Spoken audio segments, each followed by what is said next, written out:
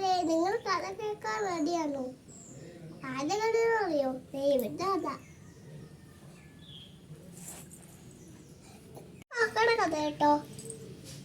ഇല്ലെങ്കിൽ വേഗം പോയി കേട്ടിട്ട് തന്നെ അതായത് നിങ്ങൾ ഞാൻ വായിച്ചു കൊടുക്കാം. അപ്പൊ കഥയിലേക്ക് വരാം. ഇതാണ് നമ്മുടെ കഥയുടെ പ്രധാന പാത്രം. ഇതാണ് നമ്മുടെ കുറുമ്പനായ ആൺകുട്ടൻ. എന്താ കുറുമ്പനാണെന്നറിയോ? നമ്മളെ തത്തകള് ഒരു മരത്തിൽ കൂട് കെട്ടി താമസിക്കായിരുന്നു. അങ്ങനെ 2 മുട്ടയിട്ട് ഉണ്ണികൾ അവര് കാത്തിരിക്കായിരുന്നു. അപ്പൊ വരും നമ്മുടെ കുറുമ്പനാണ്. ഇവരെന്ത് ചെയ്തെന്നറിയോ? ഓടി പോയി അവര് മുട്ടക്കിടെ കിടന്നിട്ടായിരുന്നു. മുട്ട പൊട്ടി കിളികളെല്ലാവരും കടിച്ചിലായി. പഠിപ്പിക്കുന്നത് തീരുമാനിച്ചു. ചർച്ചയിൽ ആർക്കുണ്ടായിരുന്നറിയോ? 2 തത്തയും ഒരു തവളയും ഒരു തേനീച്ചയും. ആനക്കുട്ടൻ ഇങ്ങനെ നടന്നു വരികയായിരുന്നു.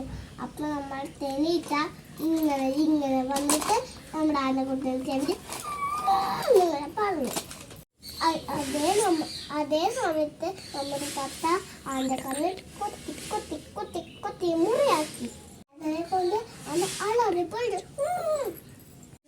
കണ്ണൊന്ന് ശരിയാക്കാൻ അവൻ തീരുമാനിച്ചു. അങ്ങനെ നമ്മുടെ വെള്ളമില്ലാത്ത പൊട്ടക്കറിന്റെ അവിടെ ഇരുന്നിട്ട് തവളക്കുട്ട് ബാക്ക്ഡൗൺ കരഞ്ഞു.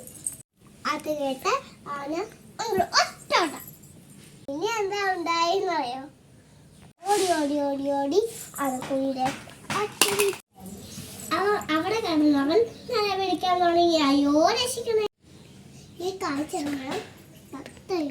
തത്തയും തവളയും തേനീച്ചയും ഉണ്ടായിരുന്നു. മറ്റുള്ളവരെ വേദനിച്ചാൽ ഇത് തന്നെയായിരുന്നു നിന്റെ ഗതി. ആനക്കുട്ടന്റെ തെറ്റുകൾ മനസ്സിലായി. എല്ലാവരോടും ക്ഷമ ചോദിച്ചു. ഇതിൽ നിന്ന് എന്ത് മനസ്സിലായി കൂട്ടുകാരെ?